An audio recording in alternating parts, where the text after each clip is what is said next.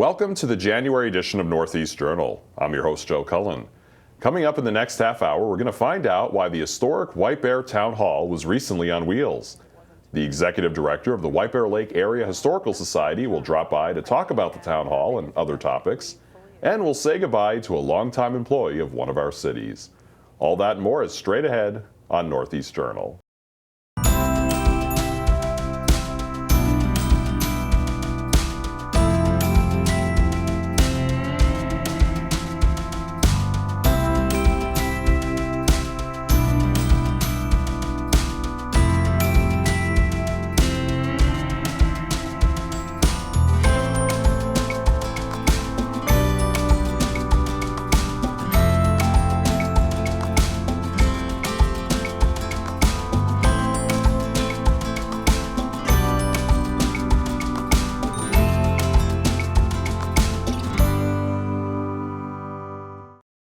Hello everyone and welcome to the January edition of Northeast Journal. I'm your host, Joe Cullen. Every month on Northeast Journal we give you an inside look at the people and places that make up the northeast section of the Twin Cities. If you were up in the middle of the night recently in November and thought you saw an historic building on wheels, don't worry, you weren't hallucinating. Photojournalist Jeffrey Wilson tells us more in this report. We are all too quick to tear things down and rebuild something new, and it's kind of amazing when you think about all the things that they've moved over the years, over the decades. We're constantly surrounded with stories and photos of buildings that have been repurposed or picked up, houses or commercial buildings that are picked up and moved around the downtown or other places, and we're excited that this one's being saved.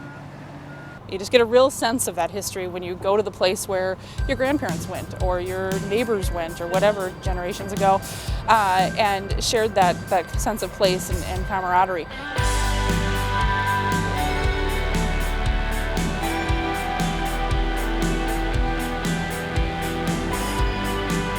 The White Bear Town Hall was built in 1885. The township commissioned an architect, which we firmly believe is Cass Gilbert, when he was very young and just getting started, to design a town hall for the purpose of their meetings. The township was formed in 1858, on the same day Minnesota became a state, and they had no place specifically to meet up until 1885. So for almost 30 years they were meeting in the hotels and resorts and different places.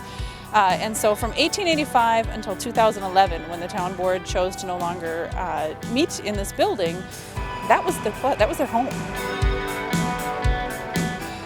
Some are concerned with the idea that we're moving a historic building off of its site, and that is an issue generally, and typically it's not something I would necessarily advise, but under these circumstances this is not the first spot where this town hall has sat. It was originally built over on the shore of White Bear Lake, between White Bear and Goose Lakes, and in 1909 had to be moved right along the edge of essentially what is Highway 61 today and White Bear Avenue. And then when the highway was straightened through that area in 1951, it was moved to Hoffman Road, where it is right now.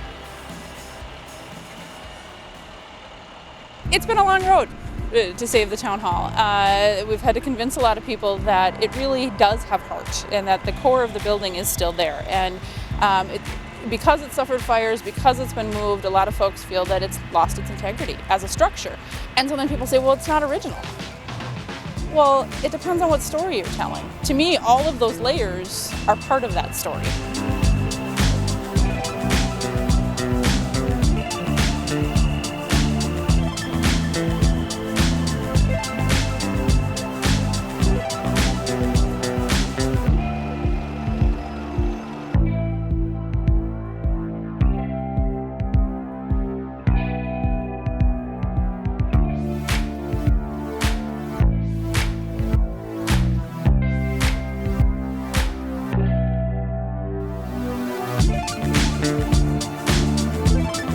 This building just has so much history and has suffered so much, frankly, itself. It suffered fires, it suffered remodelings that weren't necessarily gentle. It suffered the move. And so to be able to sort of honor it and put it in the park, and it'll be such a better place for it to be used for educational purposes, for school groups, for tours, and just for the public to be able to come visit. The spot where it's been for the last 60-some years is not super inviting to the public. It's on the edge of the highway and all of that, so this will give it more of a place to settle. And with me now to talk more about the White Bear Town Hall move is the Executive Director of the White Bear Lake Area Historical Society, Sara Markoe Hanson. And Sara, I want to thank you so much for joining me today. Definitely. Thanks for having me. I know you've been on before, and our viewers just saw the piece that Jeffrey Wilson put together about that move of the town hall during the night. And can you tell us a little bit more about that? How long had this kind of been in the planning stages? It's been a long project. Originally, our goal was actually to have the building moved in time for the township's sesquicentennial, which was in 2008. So that gives you an idea kind of how long things have been going on. The town residents at the annual town meeting back in 1996 authorized the town board to make the move, and it's been talked about ever since. But finally, obviously, the trigger was pulled, and it was important to get it off the property where it was at because there was some interest in using that site for other things, and so the timing was good. And this is obviously something you wanted to preserve and not lose the building entirely. Even if it's got to be in a different location, you'd rather at least still have the building itself. Absolutely, and that was a big part of the fight, frankly, because a lot of folks felt that the building was in bad shape. It really wasn't that significant. It wasn't big and fancy and crazy, but that's part of the charm of it, frankly, and it is in bad shape. We fully acknowledge that, and that's why it needs some TLC. It needs some help getting back to what it could be. It has changed a lot over the years. The town hall was originally built, as we heard, in 1885 and was designed by Cass Gilbert when he was just young and starting out as an architect. There's some interest actually in the fact we're trying to sort of prove, if you will, right now that it was Gilbert's first government building or first public building, if you will. We haven't found anything earlier, so we're kind of working to debunk that and see if we can make that case, which would be a wonderful tie from it to the Minnesota State Capitol, for example, and all of the other things he did after that. Plus, I'm sure just to have it as a resource to show anybody, but even students, this is where, a lot of, government went on for a long time. Now so many communities, the buildings keep getting, fancier and more modern, right. But to show that, a lot of what we have today was because of things that happened within these walls. Building, yeah. Absolutely. And that's a key thing. The township form of government prides itself on that grassroots sort of movement, and then the people being able to make decisions and represent themselves and be part of the government process, and that happened within those walls. And that's basically been our argument for the last several years, that yes, the building has changed, but so has the community, and things have adapted and evolved. But it's important to capture that and retain that as a piece of the township's history. And can you tell me a little bit about that night? I know it may not come through as much in video, but from my understanding, talking to Jeffrey, who was out there shooting it, it was a pretty cold night and a lot of long hours. It was a cold, dark, long night, and I've had a lot of people say, you were there for the whole thing, because it took over 7 hours to move from its site on Hoffman Road up to Polar Lakes Park, which is really about 3.5 miles. And of course, the majority of that time was spent with it sitting still when power lines and utility lines having to be removed or lifted or moved out of the way anyway, and the building to go through, and then those to be restored.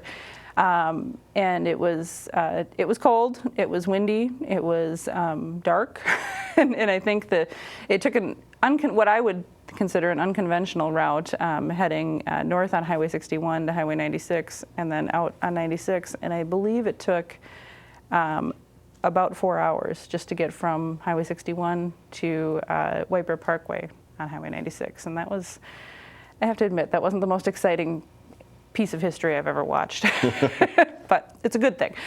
And it got done, yeah. Yes. So I mean, during that time, are you kind of a bundle of nerves, hoping everything goes okay? A little bit. You know me well, Joe. Yes, there was a little antsy, kind of feeling, and once it got underway, I guess the most anxious part was watching it sort of pull out of the lot and leave. And of course, when we got there to get ready for the move that evening, a lot of preparation had already taken place. For about 10 days before, they had been removing the foundation and doing all sorts of things, which happened. So, and each step of that was a little nerve-wracking. That what are they going to find? What's going to happen? Is it going to survive? But the building has been moved 2 other times. It actually started originally on the isthmus between Goose Lake and White Bear Lake, of course, and then ended up kind of right along the side of Highway 61 where White Bear Avenue comes through. and then was moved to the site that it was just moved off of in 1951. So we sort of jokingly said as they were digging around underneath that they might find wheels under there. Oh. They didn't, unfortunately. It would have saved a lot of money. So what comes next now? I know, we're not totally done yet, even though it's been moved to the site. No. Now the fun begins. Basically, the idea is that we're going to get the building into position in the park, and then actually create a path leading up to it with historic markers and things. Obviously, the building itself needs some repairs, a new roof, and the siding or the stucco needs to be replaced. There are a number of things that need to be done from that standpoint.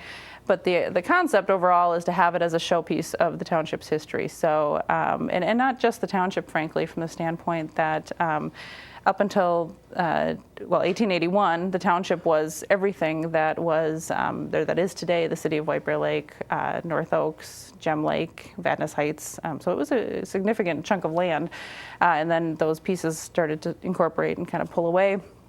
But of course, there's still a decent portion of the township that remains, and all of those stories are hoped to be told through that building in various exhibits and displays and school programs and curriculum. So do you have any idea when you would hope to, I don't know, a grand opening or any type of any kind of ceremony or anything like that, or is that kind of too far away to tell? My goal, and as we know, my deadlines don't always get met, but my goal would be to have some sort of grand opening on May 11th of next year, just because that's Township Day, and then the state and the township were formed on May 11th of 1858.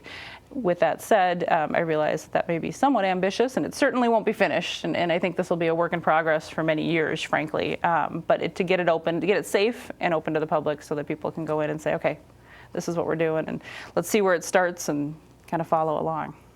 Well, this all sounds like a lot of work, but I imagine that you've also had other things on your plate this past year. We have. What are some other things that you guys have been busy with at the Historical Society? Well, we've had a lot of focus on buildings. So in addition to the town hall, we've finished our structural stabilization project at the Philip Brown House, which is always a big undertaking. Anything we do with the Philip Brown House is kind of a big job.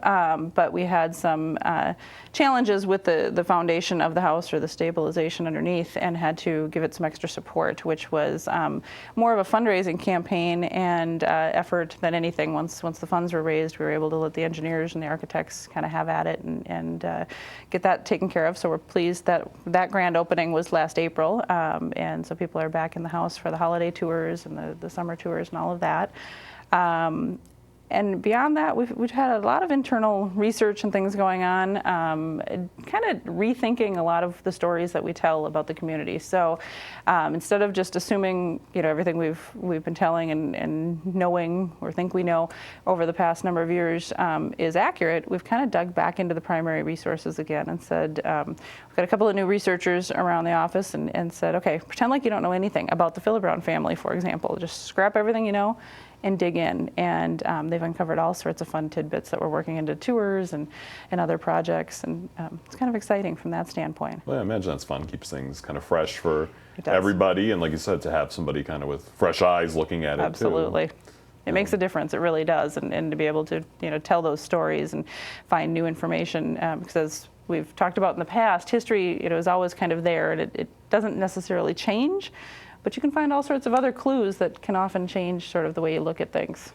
I know there's been other things happening in the community. This past year, the newly renovated library opened, yes. And I know even just within there they've had photos of what what it's looked like over the years, and I imagine it's kind of exciting for you guys to be there as something new in the community, but that has history in the community kind of reopened. Well, and that's one of the fabulous things about this area all around the lake. The residents in general value that history and that story, and so we like new things. We like shiny new amenities, but to be able to honor that past at the same time, and we're pretty good at that around this community. So that's fantastic. Well, it's kind of fun now, now that the dust has settled a little bit, and it's been open for a while, but to still have it on that same site, still be downtown, and have access to everything else, but it, kind of offers more amenities that people might want now, and a little more spacious, but. Absolutely. Yeah, so we've been out there a few times and really enjoyed it. Anything else exciting going on that we should know about? We're gearing up for our 10th year with the Historic House Tour this coming fall, which is exciting. That's we never really knew for sure when you start a new project or event like that. You never know exactly how it's going to go. And we initially started thinking that we would do it every other year, and the demand was so high, people wanted to keep it as an annual event. So that's pretty fun. We've got a couple of houses already lined up for that, which is always a good thing. And being able to be back in the Philip Brown house is, for that too is important. So that's fantastic. And then kind of our standards, we always have our history books and the calendars and different things that we put out each year that are popular. And yeah, I was going to mention that the calendars, I know we've done stories on it in the past, but you have one coming out that is out for 2016. And if this is kind of time of year people are wanting them, where would they go? To just stop by the office to get them? They can certainly stop by our offices at the Armory. They also have them at Lake Country Booksellers right in downtown White Bear Lake. So if our hours are a little goofy, so they don't always work out for everybody, but the bookstore is certainly amenable to having them come by there too. Can people order them too if they want them shipped they're somewhere available else? on our website. That might be a fun gift of maybe a longtime resident who now Absolutely. lives elsewhere and things like that. We get a lot of those orders, which is fun, and often a lot of stories that come back with appreciation for whatever photos are in there or just the history in general. It's always fun to see what's in there every year. I'm sure you have no shortage of photos for future editions of it.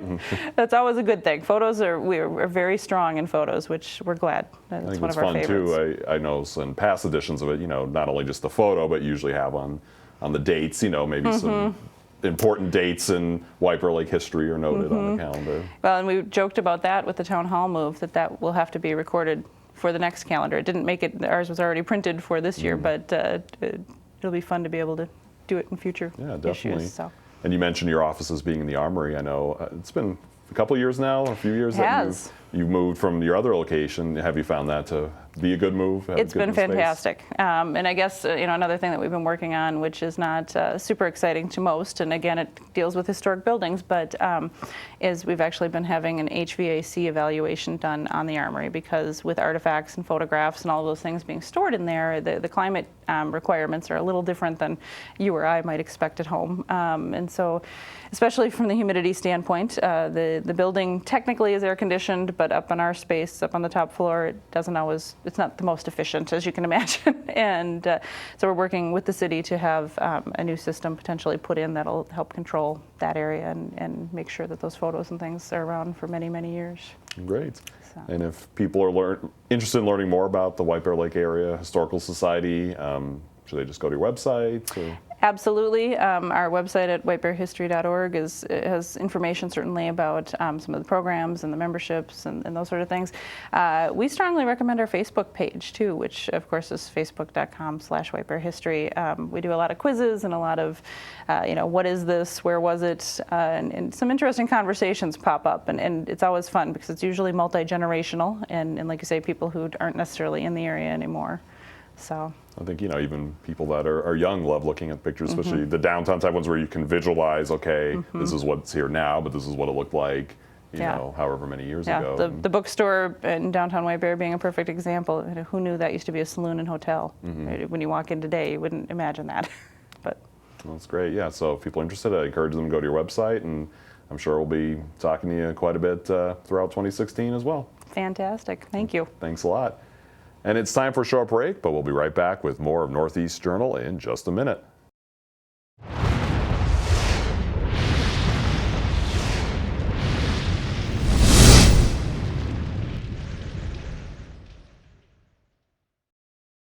Welcome back to Northeast Journal. One constant in White Bear Lake since the mid-'80s has been City Manager Mark Sather.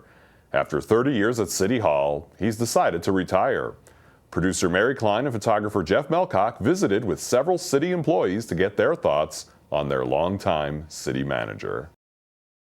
There's another famous Minnesotan who is retiring this year as well, and his name's Garrison Keeler, and he took the opportunity to recognize the 31 years of public service that Mark has given to the community of White Bear Lake at a recent Prairie Home Companion. Congratulations to Mark Sather, retiring after 31 years city manager for White Bear Lake. Thanks from your staff and the mayor and the council and 24,000 residents of White Bear. Go Bears.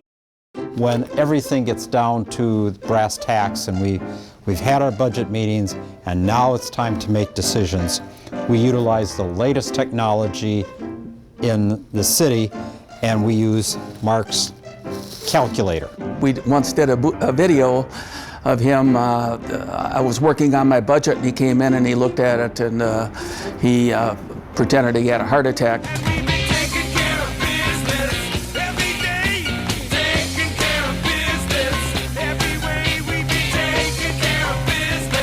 You can get a new car today because he does have to replace his car.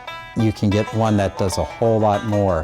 Example, windows don't have to crank down anymore. He has been quite the supporter of dispatch, and it's had its ups and downs. There's been a lot of things that we've had to do with technology that have cost money, cost time, and he spends the time to research it. He's lobbied to Congress people, to the governor, so that we can maintain the dispatch center that we have, and it wouldn't be here without his support. Yesterday was a holiday, and he was in the office all day, and that's not on like him. I work with our special events and I help with our logistics, so I'm very fondly referred to as the trash lady by many. Personally, as a human being, he is probably one of the most ethical people I have ever met. Learned from him in terms of being a true public servant and how to lead with compassion. I have on occasion said to people working here that I'm sure the old timers come in and think, oh my God, he put her in charge. But I am very thankful for that. He tells us, he said, I'm going to be on the other side of the podium now at council meetings. I'm going to be, Citizen Sather, I've been calling him lately. We all have to realize we will not get another Mark Sather.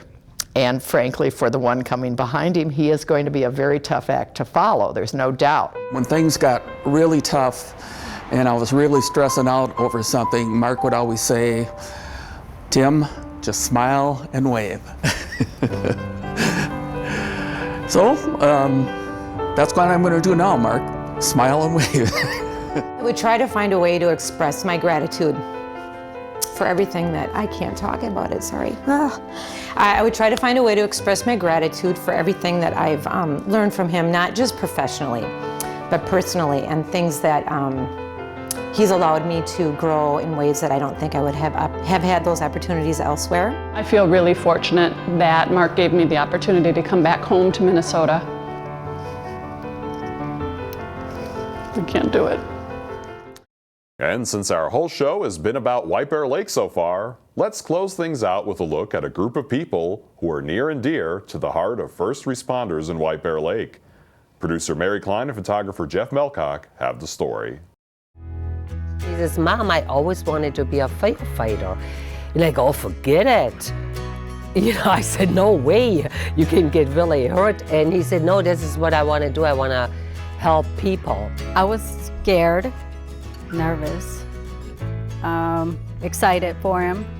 He had told me he wanted to be one when he was in high school. I'm like, why? I don't know if you know the show Cagney and Lacey, the two women police officers. She was really pretty impressed with him. And I don't know if that's what started it. When he was younger, maybe that's why he wanted to be a police officer. He worked at McDonald's when he was in high school, and they were held up.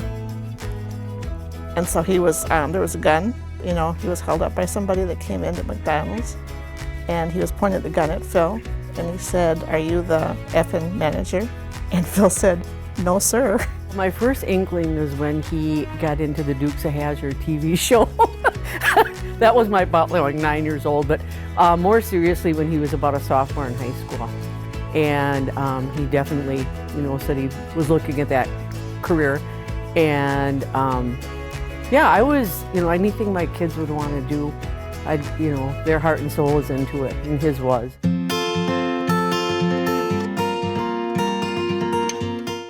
I think her compassion and caring for the underdog and for children and for women. I think women as police officers, are very good in domestic problems with children and women. I know she tells me that they call her the girl.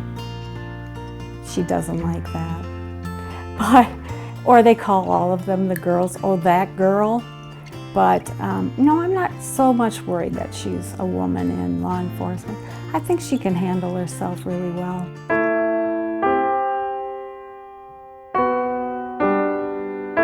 I know Ryan one time came close to firing his weapon and it shook him up. He told us about it and I could tell it bothered him a lot. And I think police officers worry about that. It's not something that they just do. And I think the public doesn't stop and think about that. It was difficult having him get up from the Christmas table to go help deliver a baby. But it's just, he's wonderful. I've never ever been sorry. I worry, but never been sorry, just proud. I talked to him about that even before he went into law enforcement. And I said, you're going to have circumstances of that. There might be a day or a time where you have to fire your gun and not at a deer that's been hit along the road. You know, that kind of thing. I was a little concerned about that in the beginning. There was a call one time where a gun was drawn towards her, and I heard about it later, and that really frightened me. Those are the times when I go back to, why couldn't you do something like be a teacher, or something that's less dangerous? But I know she's where she wants to be, and she's good at it, and it makes her happy, so I'm happy. It concerns me and it worries me that, there's some people out there that don't like police officers for their own reasons, and so they have it out for cops, period. So they don't care who they are. They're just a police officer. That worries me. We used to respect police officers, and you used to think of a police officer as being a friend. But now when you're watching TV with all the media, there's a lot of people that do not care for police officers and have a lot of disdain to them, and I think that worries me more than it did years ago. I've always respected police officers, but they don't get the respect anymore that they used to. Whenever I talk to him, even now, if I tell him, be careful, it's like all the time, like, be careful, I love you.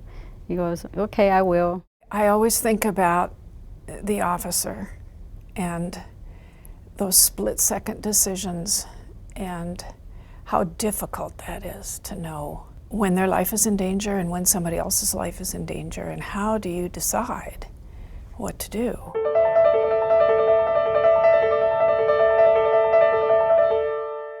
We owe those young men and women so many kudos because you don't realize what they give up to be a volunteer.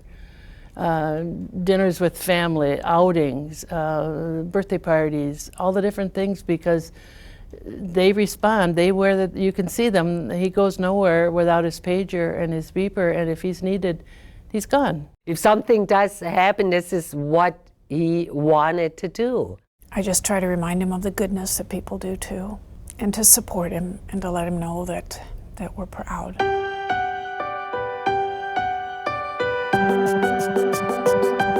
She's a good mom, she's a good wife, and a good person in general. It's amazing for me as a mother to see her with these many different hats and these many different roles that she can take on.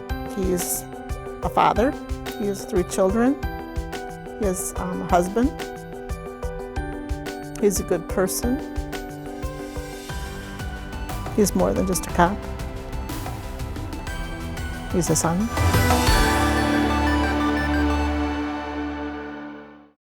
That's all we have time for on this month's show. Thanks for tuning in, and join us again next month for another edition of Northeast Journal.